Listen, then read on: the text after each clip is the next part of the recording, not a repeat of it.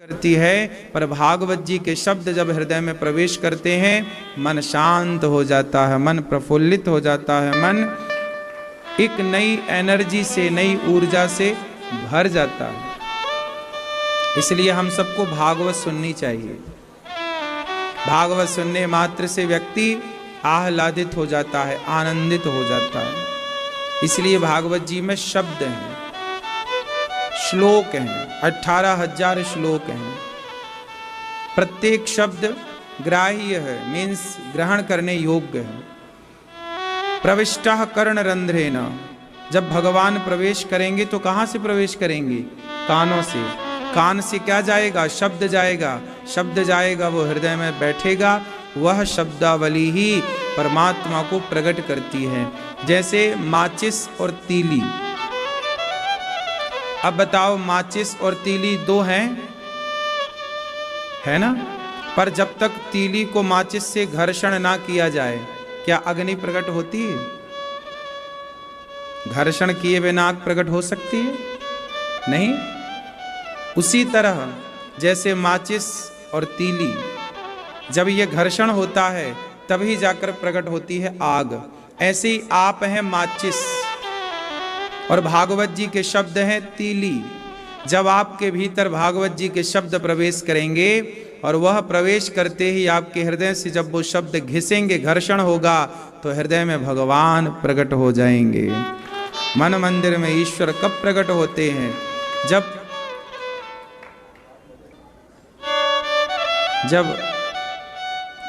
कथाओं का सार कानों में प्रवेश करता है। कथाओं का सार सच्चिदानंद रूपाय विश्वोत्पत्त्यादि हेतवे तापत्रय विनाशाय श्री कृष्णाय वयं नुमः। सच्चिदानंद रूपाय, सतचित आनंद। भगवान कैसे हैं? सच्चिदानंद। सतचित आनंद बराबर सच्चिदानंद। भगवान सत्य हैं, चित प्रकाश स्वरूप हैं। अच्छा, भगवान का स्वरूप क्या है? कोई आपसे प्रश्न करे कि भगवान कैसे दिखते हैं? क्यों मैया, कैसे दिखते हैं भगवान? चश्मा वाले भैया, भगवान कैसे दिखते हैं? क्यों, कैसे हैं भगवान? कैसे? हाँ, सच्चिदानंद स्वरूप तो है, पर दिखने में कैसे हैं? भगवान का स्वरूप क्या है? क्या है? क्या स्वरूप होगा ईश्वर का? मैया, कैसे दिखते होंगे भगवान? बताओ।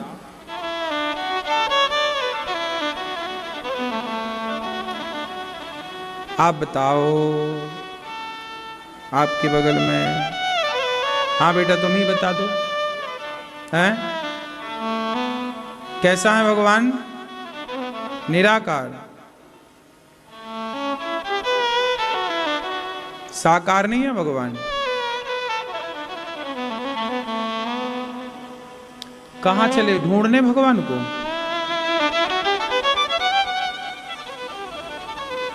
अरे पूछा है, ढूंढ के लाने का नहीं बोला।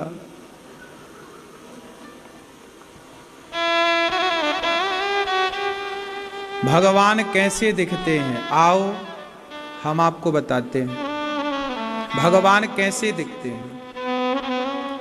जैसे सूर्य का प्रकाश है। ये जो सूर्य का प्रकाश है ना, ये जो प्रकाश है, जो आपके शरीर में प्रकाश पड़ता है, जैसे आप धूप कहते हैं, धूप पड़ती है ना आपके बॉडी में, शरीर में, तो ये जो धूप है यही परमात्मा का स्वरूप है, प्रकाश। ईश्वर कैसे हैं? प्रकाश। एक नाम है निराकार। अभी आपने क्या बोला? निराकार। उसका असली नाम है निराकार। नीर का आकार, नीर मतलब जल, नीराकार मतलब नीर आकार, नीर आकार मतलब नीर मतलब होता है जल, पानी। भगवान किस रूप में है? जो हम जल पीते हैं वह जल भी ईश्वर ही है, पेय रूप में है ईश्वर। भगवान शब्द देखिए, बोलो भगवान, बोलो भगवान, भगवान। अब भगवान में कितने अक्षर हैं देखो ध्यान से। भा ग वा, भा ग वा आ मात्रा लगी है आ और ना, भगवान 5 हो गए। अब भा से भूमि, बोलो भा से भूमि, भा। गा से गगन, भाग। वा से वायु, भगवा। आ से अग्नि, ना से नीर, नीर मतलब पानी। भा भूमि, गा गगन, वा वायु, आ अग्नि, ना नीर। तो पंच तत्व हो गए कि नहीं? पृथ्वी, जल, वायु, अग्नि, आकाश। अब ये पांचों तत्वों को ही तो भगवान कहते हैं। अब बताओ, लोग कहते हैं कि भगवान हमें दिखते नहीं। आप बताओ, क्या ये पांचों चीजें आपको नजर नहीं आती? केवल हवा है जिसे आप महसूस कर सकते हैं, वरना हवा के सिवा सब तो दिख रहा है। जल दिखता है, आकाश दिखता है, पृथ्वी दिखती है, अग्नि दिखती है। अग्नि कौन है? अग्नि परमात्मा का ही तो स्वरूप है। और हमारा शरीर भी इन 5 चीजों से बना है। क्षित जल पावक गगन समीरा, पंच रचित अति अधम शरीरा। हमारा शरीर भी 5 चीजों से निर्मित है कि नहीं? इन 5 चीजों में, हमारे शरीर में ये जो 5 चीजें हैं, परमात्मा का ये 5 स्वरूप ही है। लोग कहते हैं भगवान कहाँ है? भगवान प्रकृति के रूप में है। जिस भूमि पर आप बैठे हैं, ये भूमि का रूप परमात्मा का ही है। अग्नि का रूप परमात्मा ही है, जल का रूप परमात्मा। लोग आपसे हम कहें कि हम ईश्वर के बिना रह ही नहीं सकते। ईश्वर ही तो बना है ये संसार। जैसे माटी ही घड़ा बन जाती है, जैसे सोना ही आभूषण बन जाता है। बोलो हाँ। जैसे कपास, रुई, रुई जानते हैं ना, कपास, कॉटन, वही धागा बन जाती है और वही कपड़े बन जाती है। आप बताओ, ये जो आप लोगों ने कपड़े पहने हैं, ये कपड़े क्या हैं? बोलो। ये कपड़ा भले एक कपड़ा है, रूप रंग कपड़े का अलग दिख रहा है, पर ये मूल में है सब कॉटन, है सब रुई। क्यों? सही है कि गलत है? कपड़ा रुई से तो बना, रुई से बना धागा, धागा को फिर अनेक तरह से डिजाइन किया गया। मूल में तो रुई है। उसी तरह सोना का बना आभूषण कितना भी सुंदर हो, पर वो आभूषण है तो एक गोल्ड ही। उसी प्रकार ये संसार कितना भी सुंदर क्यों ना हो, स्त्री पुरुष कितने भी सुंदर क्यों ना हो, पर मूल में है तो वो पंच तत्व। और वो पंच तत्व है तो वायु को ईश्वर का रूप मानना चाहिए, और अग्नि को ईश्वर का रूप मानना चाहिए, पृथ्वी को ईश्वर का, और आकाश को ईश्वर का रूप मानना चाहिए। कुल मिलाकर कहने का तात्पर्य यह है कि जहां देखो, जिसे देखो, भगवान मैं देखो कि ये ईश्वर ही है। ईश्वर के सिवा तुम्हें कुछ नजर ही ना आए। क्यों? कई बार हम जो देखते हैं ना, हम उतना ही देख पाते हैं जितना दिखता है, लेकिन जब सत्संग करते हैं, आध्यात्म से जुड़ते हैं, तो हमें कुछ और दिखता है। चलो बताओ, आपको क्या दिख रहा है? सब लोग बताओ, क्या दिख रहा है? फूल दिख रहा है, गुलाब दिख रहा है, और ध्यान से देखो, और क्या दिख रहा है आपको? इसमें और भी कुछ है, देखो जरा। और क्या देख सकते हो आप लोग? जरा देख के बताओ क्या है। खुशबू, चलो इसमें खुशबू भी है, खुशबू भी आपने समझ ली। इसमें कलर भी है, रंग, रंग भी आपको दिख रहा होगा। इसमें एक आकृति है, आकृति भी आपको दिख रही है। और देखो ध्यान से, और क्या दिख रहा है? हैं? क्या आकार, ठीक है, इसका आकार साकार है, ये दिख रहा है, ठीक कहा आपने। और क्या दिख रहा है, ध्यान से देखो। ए मैया देखो जरा, आपको क्या दिख रहा है? हैं? हैं? क्या? ठीक है। और ध्यान से देखो, इसमें एक चीज और दिख रही है, अंदर डॉट बिंदु बिंदु पराग दिख रहा होगा, ठीक है, वो भी ठीक है। और क्या दिख रहा है आपको मैया, लाल मैया? फूल, फूल तो सबको ही दिख रहा है। अब देखो, कली, कली नहीं है ये, खिला हुआ है, कली पहले था, ये कली से ये खिल गया, गुलाब बन गया, ठीक है। कली भी इसके पूर्व में थी ये, ठीक है। और कुछ दिख रहा है? देखो, आप लोगों को जितना दिखता है उससे भी आगे चीजें होती, कई बार हम वो नहीं देख पाते जो देखना है। अब इसमें एक चीज और है जो आप में से किसी ने नहीं देखा, लेकिन है, हम आपको हम बताते हैं। सत्संग क्यों करना चाहिए? क्योंकि सत्संग करने से वो दृष्टि प्राप्त हो जाती है जिस दृष्टि से सामान्य लोग जो नहीं देख सकते, वो भक्त, वो सत्संगी अपनी उस दृष्टि से देख सकता है। इसलिए सामान्य दृष्टि अलग होती है, और सत्संग के कहते ना, बिनु सत्संग विवेक ना, तो विवेक की आंखें तो इसके बाद ही खुलती हैं। अब इसमें एक चीज और है जो आपको नहीं दिखी, पर वो देखने के लिए आपको क्या बनना पड़ेगा, जरा समझो। इस गुलाब में शहद भी है, क्या है? शहद भी है, बोलो है कि नहीं? आप इनकार कर सकते हैं कोई? पर शहद किसे दिख सकती है? मधुमक्खी आएगी, इस पर बैठेगी और इससे रस ग्रहण करेगी, और वो जाके छत्ते पर बैठेगी और सारे पुष्पों के रस से ही तो शहद बनाती है। तो बताइए, गुलाब में हर पुष्प में शहद होती है कि नहीं? बोलो, होती है? क्या हमें और आपको नजर आती है? नजर नहीं आती, इससे यह सिद्ध तो नहीं हुआ कि शहद नहीं है। भाई, शहद को देखने के लिए मधुमक्खी बनना पड़ेगा। शहद को ग्रहण कौन कर सकता है? क्या आप इस गुलाब की शहद ग्रहण कर सकते हैं? क्या हम ग्रहण कर सकते हैं? हम ग्रहण तो नहीं कर सकते, पर हम ये जान सकते हैं कि इसमें एक शहद का भी हिस्सा है, और उसे ग्रहण करने के लिए मधुमक्खी ही चाहिए। इस गुलाब से शहद को मधुमक्खी ही निकाल सकती है। उसी तरह जैसे इस गुलाब में शहद छिपी हुई है, पर निकालेगा कौन? मधुमक्खी। उसी प्रकार सृष्टि के कण कण में परमात्मा छिपा हुआ है, निकालेगा कौन? कोई भक्त ही निकाल सकता है। जैसे मीरा ने निकाल लिया, जैसे प्रहलाद ने निकाल लिया। प्रहलाद ने तो निकाला ना, इस खंबे में ईश्वर है, एक प्रहार किया खंबे पर हिरण्यकश्यपु ने, निकले कि नहीं? बोलो, निकले। प्रहलाद कोई बने तो हर खंबे से नरसिंह निकलने को तैयार है। मीरा कोई बने तो आज भी गिरधर गोपाल नाचने को तैयार है, आने को तैयार है। नरसी कोई बने तो आज भी मायरा भरने को कृष्ण तैयार है। सुदामा कोई बने तो आज भी पांव धोने को तैयार है। गोपी कोई बने तो आज भी संग नाचने को तैयार है।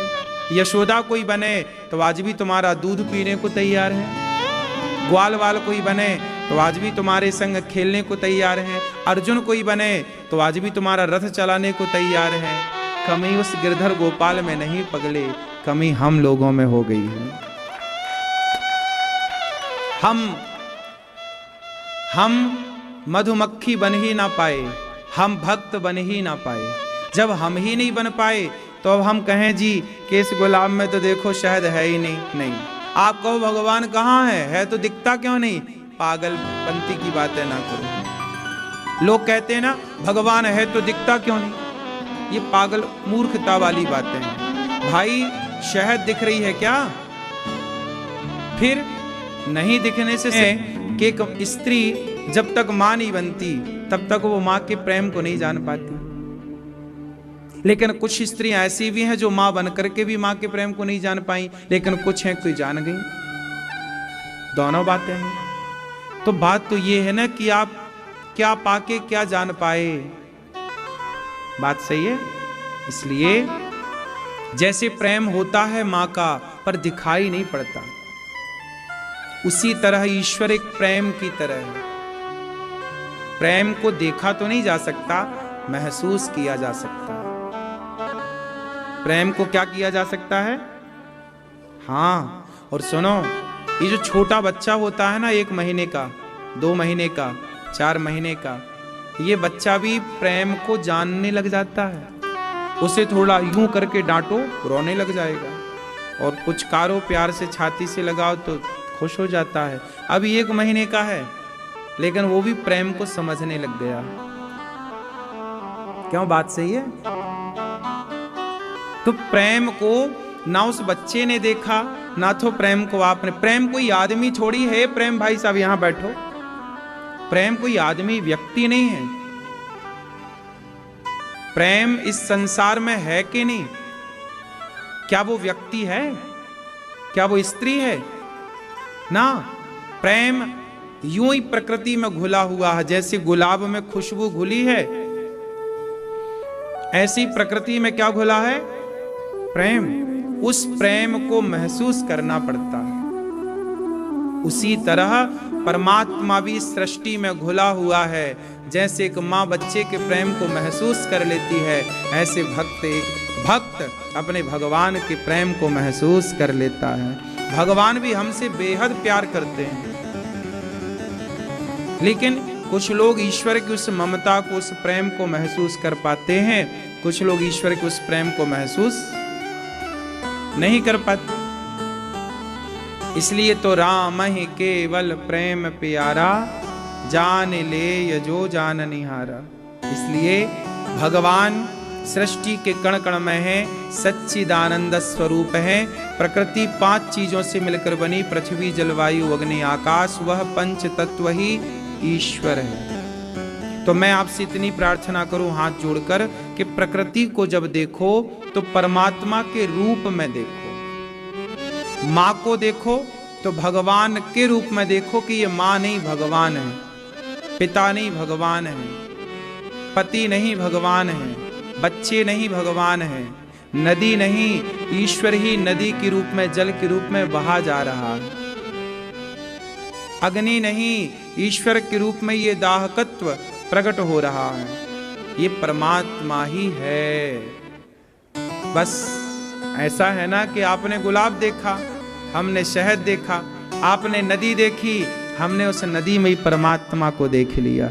ये तो अपनी अपनी दृष्टि है, जागी रही भावना जैसी। दुर्योधन ने कृष्ण को देखा पर ग्वाले के रूप में, अर्जुन ने कृष्ण को देखा परमात्मा के रूप में। बताओ, कृष्ण को देखा तो दोनों ने था ना। हुए अदब तेरे देखते हैं, वो शेर कत्ल पहले अपना देखते हैं। ना मतलब है तुझसे, ना मतलब है तुझसे, ना सूरत से तेरी, हम तो सिर्फ कन्हैया तेरी कलम देखते हैं। कि जिस परमात्मा ने सुंदर स्त्री को बनाया है, वो परमात्मा कितना सुंदर होगा। तुम स्त्री की सुंदरता देखते रहे, हम स्त्री को बनाने वाले की सुंदरता पर चले गए। बस यही अंतर है संसार की दृष्टि का और संत की दृष्टि का। यही तो अंतर है कि आप देखते हैं कि स्त्रियां कितनी सुंदर है, आप देखते हैं पुरुष कितने सुंदर हैं, प्रकृति कितनी सुंदर है, पर संत देखता है कि प्रकृति को बनाने वाला कितना सुंदर है, जिसकी रचना इतनी सुंदर, वो कितना। सबका अपना अपना नजरिया है। संसार जस का तस है मेरी माँ। सतयुग में भी संसार ऐसा ही था, त्रेता में भी संसार ऐसा ही था, द्वापर में भी संसार ऐसा ही था, कलयुग में भी संसार ऐसा ही है। बदला है तो सिर्फ नजरिया बदला है।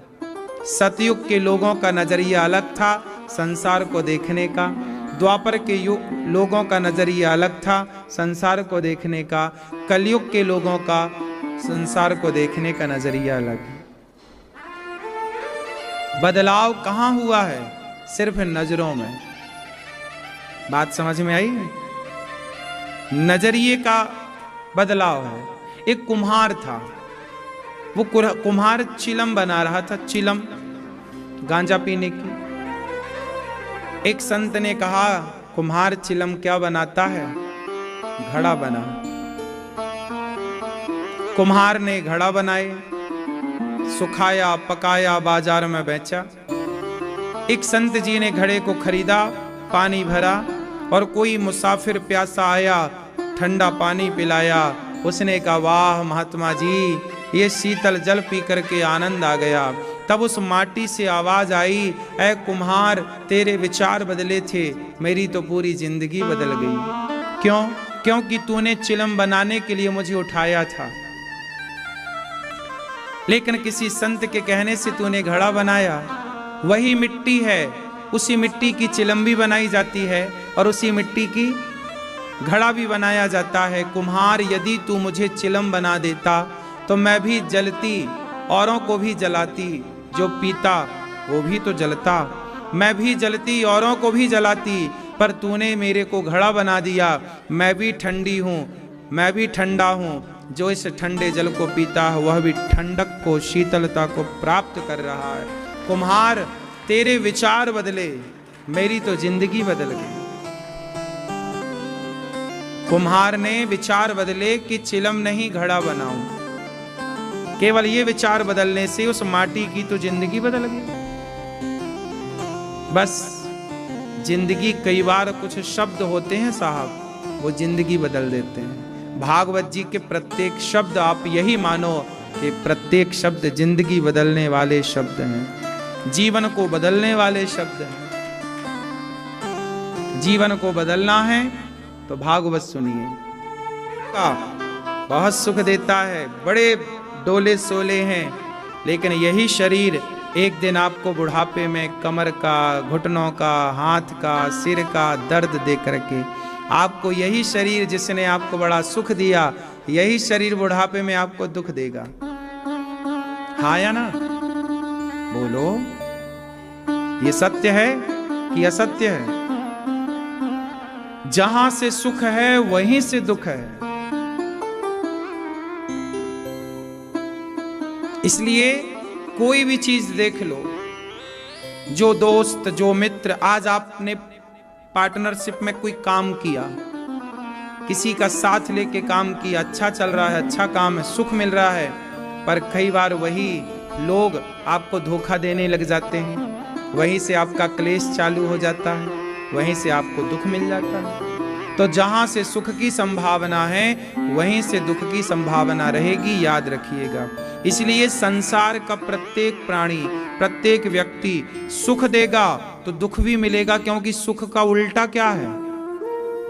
बोलो, सुख दुख, सुख दुख, सुख दुख, बस दिन रात, दिन रात, दिन रात, यही चलता सर्कल, सुख दुख, सुख दुख। लेकिन भगवान की शरण में आओगे तो सुखी नहीं बनोगे।